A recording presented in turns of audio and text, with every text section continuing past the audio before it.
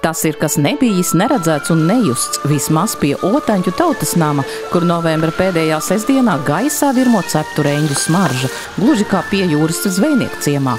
Un kā izrādās, te rosās biedrības Jūrmalciema Valgums pārstāvji, kuri ar šādu gardu prezentāciju ieradušies uz Nīcas kultūra telpas kopienas tikšanos Otaņos.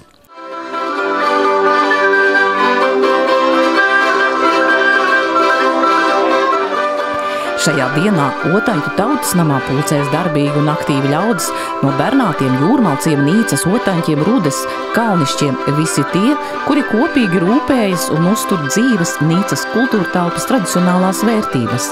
Te ir gan kultūras pārstāvji, arī amatnieki, iestādes, biedrības, piekrastes zvejnieku prasmi kopēji. Pasākuma mērķis – uzzināt un iepazīt vienam otru, lai veidotos sadarbība. Piemēram, Bernātnieki var sadarboties ar otaņniekiem, jūrmalciemnieki ar kalnišniekiem, kopīgus projektus tikai tāpēc, ka viņi viens otru pazīst. Vienkārši nav, bet mums visiem ir viens mērķis, mums visiem ir viens tradīcijas, mums visiem ir viens vērtības, un tad tas ir viegli. Aktīvi un radoši ir Nīcas un Otaņu pagasta ļaudis, par ko var pārliecināties sagatavotajās prezentācijās. Tā, piemēram, šogad Otaņu pagastā izveidotā biedrībā Otankas sevi jau apliecinājusi kopīgās aktivitātēs un pasākumos. Tas mūsu mērķis tālāk jau ir, ka mēs gribam, lai pie mums iesaistās no dažādām paudzēm.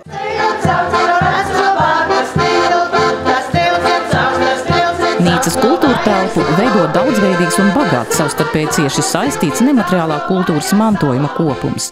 Nīcinieki joprojām lepojas ar savu košo tautas tērpu, tradīcijām un dzīvesveidu. Tikšanās un savstarpējā kopienas sadarbība ir kā atslēga, lai stiprinātu un attīstītu Nīcas kultūra telpu arī turpmāk.